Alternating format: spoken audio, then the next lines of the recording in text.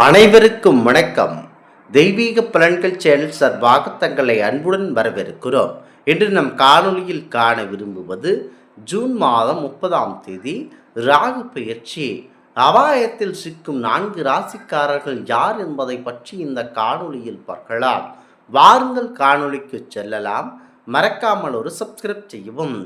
ஜோதிட சாஸ்திரத்தில் ஒன்றுக்கும் மேற்பட்ட கிரகங்கள் இணையும் போதுதான் அவை சக்தி வாய்ந்த யோகங்கள் உருவாக்குகின்றன. ஜோதிடம் என்பது ஒரு கடல். ஜோதிடத்தில் நவபஞ்சம யோகம் மிகவும் மங்களகரமான யோகங்களில் ஒன்றாக பார்க்கப்படுகிறது. கிரகங்களின் இளவரசனான புதன் மற்றும் கர்மாவின் வினைக்காரனான சனி பகவான் தங்களுக்குள் ஒரு சிறப்பு நிலையை ஏற்படுத்தும் போது இந்த மங்களகரமானது உருவாகிறது. தற்போது இந்த யோகம் ஜூன் 22 உருவாகியும் இருக்கிறது. முக்கியமாக இதனால் ஜூன் 30ஆம் வரை இதற்கு ஆபத்தாகவும் விளைகிறது. புதன் கிரகமானது மிதுன ராசியிலிருந்து விலகி கடகராசியினுள் நுழையும் போதே, அதேவேளையில் சனி கிரகம் மீனராசியிலிருந்து தனது சஞ்சாரத்தை தொடரும் போது இந்த யோகம் உருவாகிறது. இவ்வித கிரகங்களும் ஒன்றுக்கொன்றும் 5ஆம் மற்றும் 9ஆம் வீடுகளில் அமைந்திருப்பதனால் இவை நவ பஞ்சம யோகம் என்று அழைக்கப்படுகிறது. இதுவே உருவாகிறது. இந்த கிரக அமைப்பு குறிப்பிட்ட சில ராசிகளுக்கு நேர்மறையான பலன்களை வழங்கப் போகிறது. குறிப்பாக அவர்களுடைய தொழில், பணம், நிலை மற்றும் குடும்ப வாழ்க்கை ஆகியவற்றை சாதகமாக மாற்றங்களை கொண்டு வரக்கூடும். அவர்கள் எந்தெந்த ராசிகள் என தெரிந்து கொண்டு அதற்கேற்றாற்போல் நீங்கள் செயல்பட வேண்டும். முதலாவதாக ரிஷபம் ராசி நண்பர்கள். ரிஷபராசிக்காரர்களுக்கு இந்த நவபஞ்சம யோகமானது சிறப்பான நன்மைகளை அளிக்கப் போகிறது. இந்த யோகம் உங்களுடைய குடும்ப வாழ்க்கையில் மகிழ்ச்சியும் தொழில் வளர்ச்சியும் புதிய வாய்ப்புகளை கொண்டு வரக்கூடும். ஆகவேனால் எந்த ஒரு இடத்திலும் சற்று அமைதியாக இருக்க வேண்டும். வம்பு வழக்குகள், தேவையில்லாத சச்சரவுகளில் மாட்டிக்கொண்டீர்கள் என்றால் அவ்வளவுதான், உங்களை கைப்பிடிக்க முடியாது. நவபஞ்சம யோகத்தால் ஒருவருக்கு நன்மை செய்தீர்கள் என்றால் நன்மையை நடக்கும். தீங்கு செய்துவிட்டீர்கள் என்றால் அவ்வளவுதான், நீங்கள் பாதிக்கப்படக்கூடிய ஒரு நபராகவே மாட்டிக்கொள்ளுவீர்கள். இந்த யோகம் உங்களுடைய குடும்ப வாழ்க்கையில் மகிழ்ச்சியையும் தொழில் வாழ்க்கையில் புதிய வாய்ப்புகளையும் கோரக்கூடும்.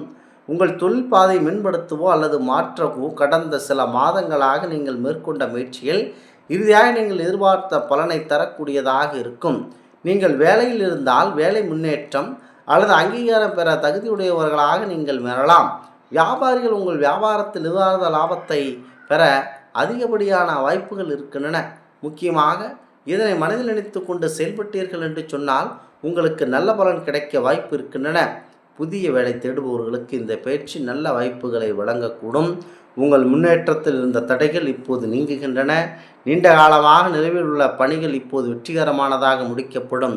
இது மன அமைதியை கொடுக்கும். உங்கள் திறமையில் கவனம் செலுத்தி உங்கள் தொழில் மற்றும் தனிப்பட்ட இலக்குகள் அடைய இந்த சாதகமான நேரத்தை கண்டிப்பாக பயன்படுத்தி கொள்ளுங்கள். முக்கியமாக எந்த தவறான செயல்களிலும் ஈடுபடாமல் சற்று அமைதியுடன் இருக்க வேண்டும். ராகு பகவான் இந்த பயிற்சியானது மிக முக்கிய பங்கு உங்களுக்கு வகிக்கிறது. முக்கியமாக இதனை மனதில் நினைத்து கொண்டு கண்டிப்பாக செயல்பட வேண்டும். முக்கியமாக இது ஜோதிட சாஸ்திரத்தில் மிக முக்கிய பங்கு வகிக்கிறது. நவபஞ்சம யோகம் மங்களகரமானதாகவும் பார்க்கப்படுகிறது. முக்கியமாக சனி பகவான் உருவாகும் மிக முக்கிய பங்காக இது பார்க்கப்படுகிறது. குறிப்பாக ஜோதிட சாஸ்திரத்தில் நிழல் கிரகமாகவும் மிக முக்கிய வாய்ந்த கிரகமாகவும் ராகு பகவான் பார்க்கப்படுகிறார். ஒரு வாழ்வில் திடீர் திருப்பங்களையும் மாற்றங்களையும் ஏற்படுத்துவதில் ராகுவிற்கு மிக முக்கிய பங்கு உண்டு. ராகுவின் பயிற்சி என்றாலே அச்சம்தான் வரும். ஏனென்றால் அவரின் ஆட்டம் மிகுந்த மோசமான பிரச்சனைகளை தர வழிவகுக்கும். முக்கியமாக அந்த வகையில் வரும் ஜூன் 30ஆம் தேதி ராகு பகவான் அவிட்டம் நட்சத்திரத்திற்கு பயிற்சி அடைகிறார். இந்த நட்சத்திரத்தில் ராகு பகவான் 2027 ஏப்ரல் வரை சஞ்சரிக்க உள்ளார். இந்த நட்சத்திர பயிற்சியின் மூலமாக இந்த ராசிக்காரர்கள் தங்கள் வாழ்க்கை, தொழில் மற்றும் நிதி விஷயங்கள் கூடுதல் கவனத்துடன் கண்டிப்பாக இருக்க வேண்டியது அவசியம். அவை இந்த ராசியில் மிக முக்கிய பங்கு வகிக்கிறது. முக்கியமாக இந்த ரிஷப ராசி முக்கியத்துவம் வாய்ந்தது. ரகுவின் நட்சத்திர பயிற்சியினால் ரிஷபராசிகளுக்கு சில சவால்களையும் சிரமங்களையும் சந்திக்க நேரிடலாம். எதிர்பாராத திடீர் செலவுகள் அதிகரிக்கும். பண இழப்புகள் ஏற்பட வாய்ப்புள்ளது. நிதி விவரங்களில் கண்டிப்பாக முதலாவதாக பயத்துடனே இருக்க வேண்டும். இரண்டாவதாக சிம்மராசி நண்பர்கள்.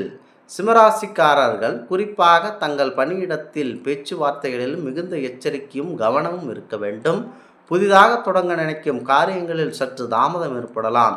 எனவே முக்கியமான முடிவுகள் எடுப்பதில் தள்ளி போடவும். பழைய கடன்கள், தொந்தரவு, அழுத்தங்கள் மீண்டும் தலை தூக்கலாம். பண பரிவர்த்தனைகள் விழிப்புணர்வு தேவை. அலுவலகத்தில் பேசும்போது வார்த்தைகளில் கவனம் தேவை. உடல் வேலை செய்யும் வீண் வாக்குவாதங்கள் தவிர்ப்பது உங்கள் நிலையை தக்க வைக்க உதவும். அடுத்ததாக விருச்சிகம் ராசி நண்பர்கள்.